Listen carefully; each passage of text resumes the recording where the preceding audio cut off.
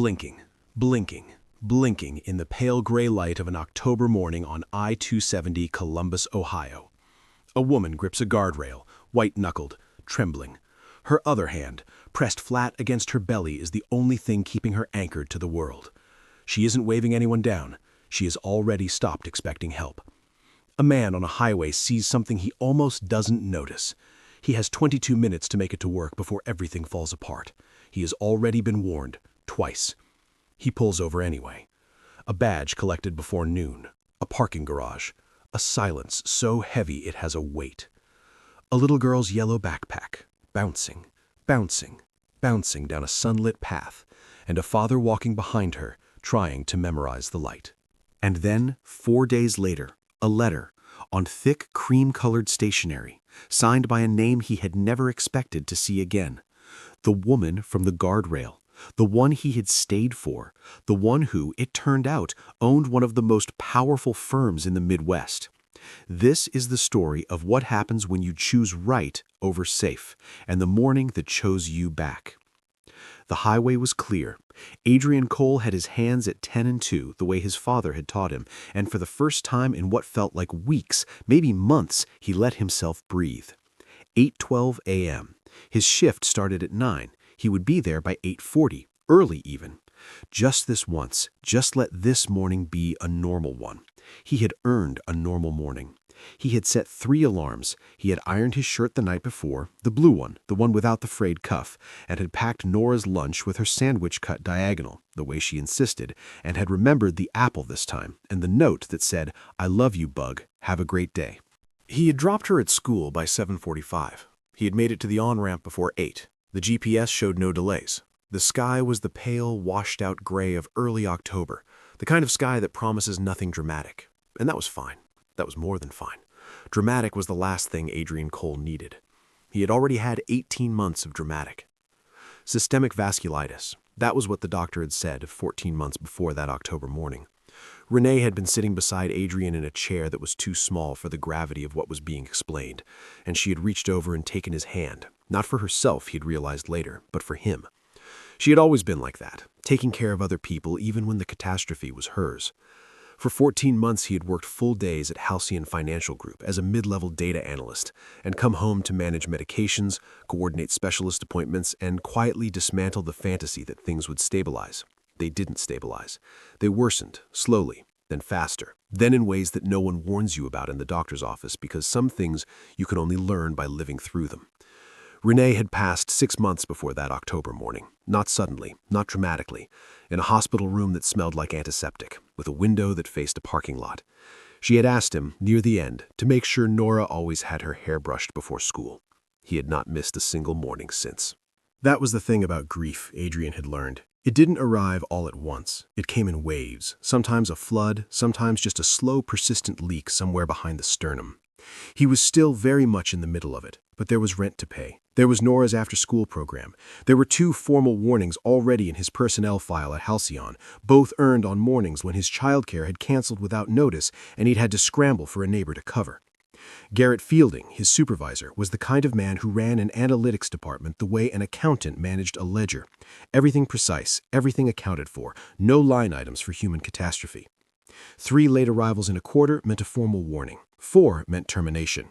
Company policy. No exceptions. Adrian was at 3. He gripped the wheel and watched the highway unspool ahead of him and told himself, not today. Today was going to be fine. He almost didn't see her. She was on the shoulder, leaning against the guardrail with most of her weight on her left leg, her right foot barely grazing the asphalt. One hand gripped the metal railing, knuckles pale as chalk. The other was pressed flat against her belly, which was enormous and unmistakable even at 60 miles an hour. A black SUV sat a few yards ahead with its hazard lights blinking orange in the pale morning air. She wasn't waving anyone down. She wasn't flagging, wasn't signaling, wasn't doing any of the things you do when you expect someone to stop. She looked like a woman who had already accepted that no one would. Adrian's foot found the brake before his mind did. He pulled onto the shoulder without fully deciding to. His body made the choice, the part of him that had spent 18 months learning what it looked like when someone was trying not to fall apart in public. He knew that posture. He had worn it himself. He put on his hazards, checked his mirrors, got out. The cold hit him immediately. sharp, damp October air off the highway, and he walked toward her quickly, but not so quickly that he'd alarm her. She looked up when she heard his footsteps, and the expression on her face was complicated, relief and wariness, and something underneath both of those that was closer to pain than either. She was maybe his age, late 30s, dark-haired, well-dressed in a way that seemed incongruous with the asphalt and the guardrail and the barely controlled panic in her eyes. The ankle, he could see even from a few feet away, was wrong. The way she was distributing her weight told him she couldn't put any pressure on the right side. And the contractions, he recognized those too, from a different hospital room, a different October, a different lifetime. "I've got you." 3 words. They cost him nothing, but the way her exhale came, long and shaking and full of something that had been held too tightly for too long, told him they had meant everything. Her name was Lorraine. She told him that first before she told him anything else, as though it was important to her that he know she was a person, not a problem. Lorraine. Her water had broken about 20 minutes earlier. She had pulled over quickly, too quickly, and when she stepped out, her heel had caught the uneven edge of the shoulder, and she had gone down hard. She had heard the pop before she felt it. She had dragged herself upright using the guardrail. Her phone, 4% battery, had died moments after reaching emergency dispatch. She didn't know if the call had gone through. She was shaking, not just from the contractions, though those were coming harder and closer together now. She was shaking from the ankle, which had already swollen enough to strain against the inside of her shoe, and from the specific, terrible fear of being alone when your body is doing something enormous and unstoppable, and you have no way to stop it or slow it or ask for help. Lorraine, I couldn't get back in the car, and I can't stand on it. I tried. Okay, that's okay. Don't try again. Can I help you to my car? It's just a few steps. She nodded. He put his arm around her back, steadying, careful, and she leaned against him for the few steps it took, and he could feel how much effort it was costing her just to move, just to trust the weight of herself to a stranger. He got her into the passenger seat, turned the heat up, found an old hoodie on the back seat, Norris, soft and faded blue, and folded it under her injured foot to elevate it slightly. He called 911 from his own phone, gave their location on the highway, described both the labor and the ankle to the dispatcher, stayed on the line.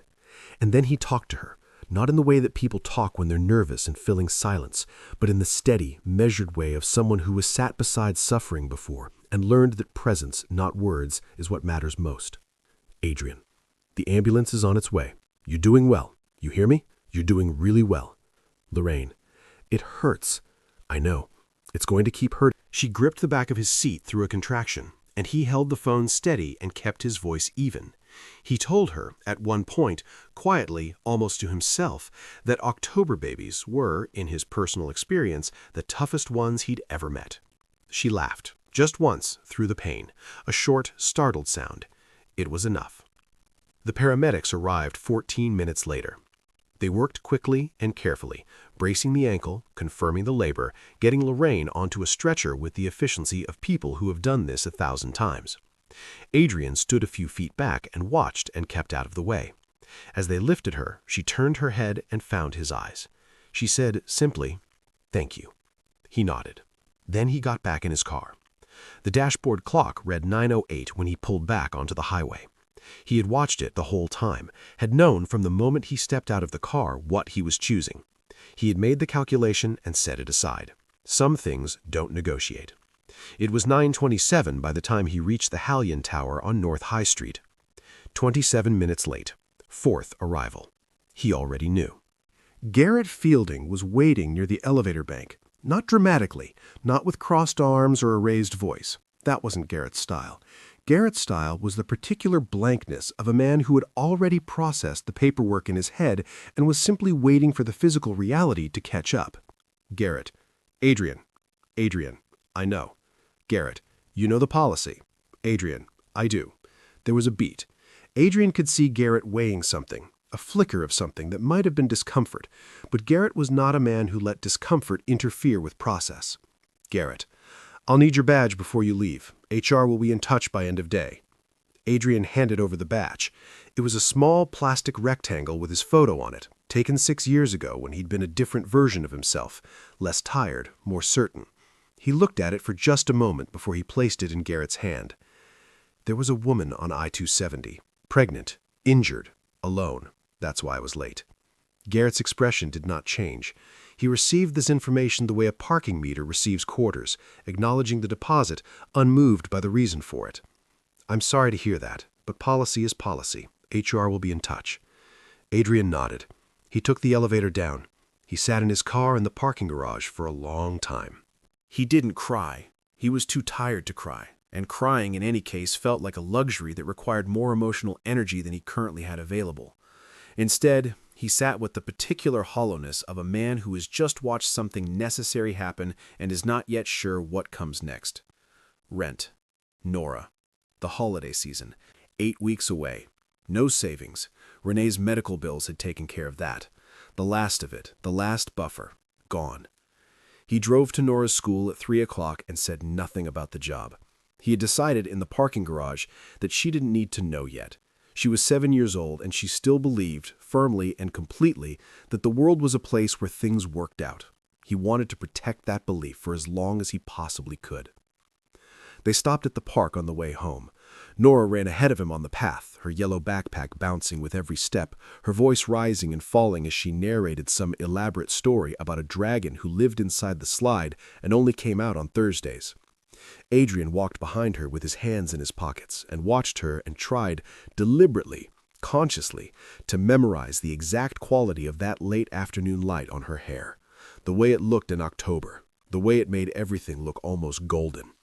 He stored it, the way you store things you know you might need later. After Nora was asleep, he sat at the kitchen table with a legal pad and a pen that was running low on ink. He wrote down every contact he had, every skill he could articulate, every company he knew of that hired data analysts, every former colleague who might remember him well, every door that might still have a hinge. The list was short. He stared at it for a long time. The apartment was quiet around him, the refrigerator hum, the faint sound of traffic on the street outside, the occasional creak of the building settling. Nora's artwork was taped to the far wall, a crayon drawing of the two of them, his figure twice her height, both of them holding hands under a bright yellow sun. He folded the legal pad and put it in his pocket and went to bed. He did not sleep well. He did not expect what happened 4 days later. He had spent 4 days quietly doing what needed to be done. He had updated his resume, he had applied to 11 analyst positions across Columbus, he had called 2 former colleagues who had moved to different firms and left voicemails that he tried to make sound less desperate than they were. He had reorganized his grocery budget, not dramatically, just carefully, the way you adjust a sail when the wind changes direction. He had kept Nora's mornings exactly the same: 3 alarms, iron shirt, 2 braids, packed lunch, diagonal sandwich. He had not told her, not yet. On the morning of October 16th, he went to get the mail. Among the usual envelopes, a utility bill, a pharmaceutical coupon addressed to Renee that still arrived sometimes and always cost him a quiet second to set down, there was one that didn't belong. It was heavier than the others. Cream-colored, the kind of stationery that communicates before you even open it that whoever sent it is accustomed to being taken seriously. His name and address were printed in clean, precise type. No return address on the front, only an embossed seal on the flap at the back. He took it inside, set it on the kitchen table, looked at it for a moment before he opened it. The letter was brief, professional, a single paragraph requesting his presence at a meeting at his earliest convenience. The address was downtown Columbus, a building he recognized from the city skyline, one of those glass towers that caught the light in the morning in a way that made them look like they were lit from within. He read to the bottom. He read the signature. And then he read it again. CEO, Ashford Capital Group. Lorraine Ashford. He stared at the letter for so long that his coffee went cold. Ashford Capital Group. He knew the name. Anyone who worked in finance in Columbus knew the name. One of the most prominent private equity firms in the Midwest, built from a single inherited property into a firm that managed portfolios worth hundreds of millions. Lorraine Ashford. He had read pieces about her in the business press over the years, a brief mention here, a quarterly profile there. Formidable, self-made, intensely private. He had spent 14 minutes on the shoulder of a highway keeping her company while she waited for an ambulance. It felt like something from a story, and Adrian had learned, in the past 18 months, to distrust things that felt too much like stories. Stories were often the shape that hope took just before it dissolved. He almost didn't go. He reasoned against it for 2 days. He told himself it was likely a formality, a thank you, perhaps a gift, something polite and corporate and well-intentioned that would change nothing material about his situation. He told himself that a woman like Lorraine Ashford had a staff for gestures like this. He told himself he didn't need the particular disappointment of walking into a glass tower and finding out that the world was, in the end, exactly as ordinary as it had always been. But he went. On a Wednesday morning, 10 days after losing his job, he put on the blue shirt, the one without the frayed cuff, and drove downtown. The lobby of the Ashford Capitol building was the kind of space designed to make you feel the precise weight of the distance between yourself and the people who worked there. High ceilings, clean lines, a receptionist who greeted him with the practiced warmth of someone who had been trained to make visitors feel welcome without making them feel equal. The elevator to the 22nd floor was quiet. Adrian stood in it and watched the floor numbers rise and thought for a moment about the parking garage at Halcyon, about sitting there with the engine off, doing the arithmetic of ruin in his head. The doors opened. Corner office, 22nd floor. The office was large and spare and looked out over Columbus in all directions. The city moved below, ordinary, indifferent, oblivious. A mahogany desk, a bookshelf, a low credenza along one wall with a neat stack of quarterly reports. And near the window, in a wicker bassinet lined with something soft and pale, a newborn baby. Adrian stopped when he saw it, just for a moment. Lorraine Ashford stood to greet him when he entered. She looked different than she had on the highway, composed, impeccably dressed, the kind of woman whose posture alone communicated authority. But the moment she saw him, something in her expression changed. The composure didn't disappear. It simply made room for something more genuine. Lorraine. Mr. Cole, thank you for coming. Adrian. Of course. She gestured to the chairs near the window, close to the bassinet, and they sat. For a moment, neither of them spoke. The city moved behind the glass. The baby slept. I want to be direct with you, if that's all right. I asked my assistant to look into what happened after that morning. The dispatch records, the timeline. I know you were fired that day. Adrian said nothing. The late arrival that cost you your job, you spent it keeping me calm on the side of a highway, and you didn't tell anyone that. Not your supervisor, not HR, nothing. It didn't seem relevant. It was the reason. I know, but it wouldn't have changed the policy. Garrett was very clear about that. There was a pause. Lorraine looked at him, really looked, the way that people rarely take the time to do, and he had the sense of being seen with a precision that was neither comfortable nor unkind. Why did you stop that morning? You didn't know me. You had somewhere to be. Adrian thought for a moment. I have a daughter. She's 7. I would want someone to stop for her. The room was quiet. Outside, a cloud moved across the sun and the city shifted from gold to gray. Lorraine nodded slowly, as though this answer had confirmed something she'd already suspected. I've been running this firm for 11 years. I built it from one property and a business plan I drafted at my kitchen table at 2 in the morning. I am not, as a rule, sentimental about decisions. I don't offer positions out of gratitude. She slid a document across the desk. I reviewed your professional record before this meeting. 6 years at Halion, consistent performance reviews, strong analytical work across 3 departments. You're exactly the kind of person my team needs, and that has nothing to do with what happened on the highway. Adrian looked at the document. Senior Data Strategy Analyst. The salary figure at the top of the compensation section made his old one look like a rough draft. He didn't speak for a moment. There's something else I want to say, and I want to say it before you respond to the offer, because it isn't connected to the offer. It's just something true. She glanced toward the bassinet by the window. That morning, I hadn't planned any of it. Not the early labor, obviously. But the truth is, I had been alone for a long time before that highway. The pregnancy was unplanned. My personal life was complicated. And I had spent the entire drive to that board meeting convincing myself I could carry all of it alone. The firm, the baby, everything. I was very good at convincing myself of that. She paused. And then my car stopped, and my phone died, and a stranger in a gray Toyota pulled over without hesitating. He didn't ask if I was important. He didn't wait to see if someone else would do it. He just stopped. She met his eyes. "You reminded me that people still do that." Adrian thought about Renee. He thought about the hospital room and the antiseptic smell and the window that faced a parking lot, and how, near the end, she had been the one still trying to take care of him. He thought about Nora asking him that morning, very seriously, while brushing her teeth, whether dragons preferred hot chocolate or regular chocolate. He had said regular without thinking about it, and she had accepted this with great solemnity.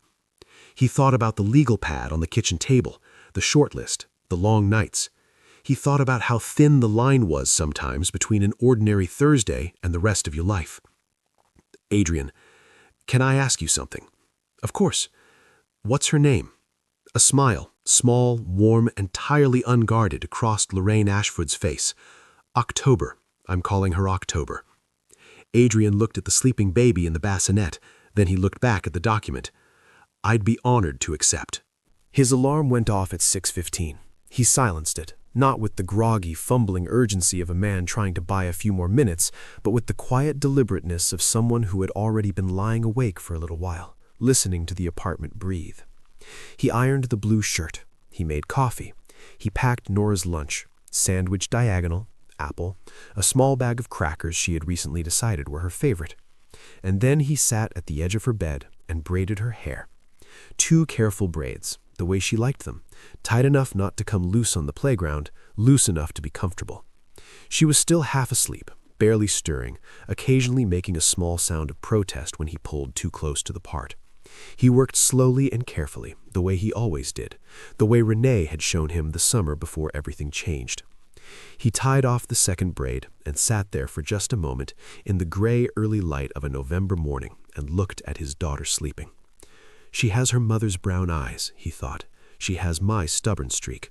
She is the reason I set 3 alarms and iron my shirt and brush her hair every morning and keep going on the days when keeping going is the hardest thing I do. He kissed the top of her head. Then he got up and wrote the note for her lunchbox. He had been writing them every day for weeks. Small things, simple things, something silly, something loving, something that said, "I see you, Bug. You are known. You are held." He wrote them on the back of old receipts sometimes, or on the corner of a paper towel, or, when he remembered, on the little cards he'd bought at the dollar section of the pharmacy. He wrote them because Renee had done it, and because Nora had never once mentioned finding them, which meant she was reading them in private, which meant they mattered. Today's note said, "You are the bravest person I know. Love, Dad." She probably wouldn't understand it yet, but someday she would. He arrived 11 minutes early. He stood for a moment in the lobby, looking up at the clean lines of the building and the light coming through the tall glass windows, and he thought about a different lobby, a different tower, and a badge he had handed over to a man who had looked at him with the expression of someone reading a parking ticket. He thought about the shoulder of I-270, the hazard lights, the guardrail, the woman who had already stopped expecting help. He thought about the 3 words he had said, and what they had cost him, and what they had given him. "I've got you." The receptionist greeted him. He gave his name. He took the elevator up. The doors opened on the 22nd floor, and through the glass walls of the office, he could see the city spread out in all directions, ordinary, alive, full of people moving through their ordinary Mondays. He thought about how many of those people were, right now, at the edge of something they didn't know was an edge. How many were on their way to an ordinary Thursday that would turn out to be the rest of their lives. He straightened his collar. He walked in. There is a memory he keeps coming back to. It was the afternoon he lost the job, before the legal pad, before the letter, before the 22nd floor. It was the park, and the yellow backpack bouncing on the path, and the October light on Nora's hair, and the sound of her voice rising and falling as she told him about the dragon who lived in the slide. She had run ahead of him on the path, and he had walked behind her, and he had tried to memorize that particular light, the specific, unrepeatable quality of it, because he had been afraid. Because he didn't know what came next, because the world had spent the past 18 months demonstrating quietly and persistently that it did not negotiate. He had stored it, that light, the way you store things you might need. He still had it. He still used it. On the hard mornings, the ones that came without warning, when the grief moved through him like weather, he returned to it, the yellow backpack, the October light, the dragon in the slide. And now, on a different morning, walking into a different building, he carried something else alongside it. The knowledge that on a Thursday in October, with everything already stacked against him, he had pulled over, he had gotten out of the car, he had said 3 words to a stranger on a guardrail and stayed with her until help came. He had not done it because he expected anything in return. He had done it because he had a daughter who still believed the world was good, and he wanted to be the kind of man who deserved her belief.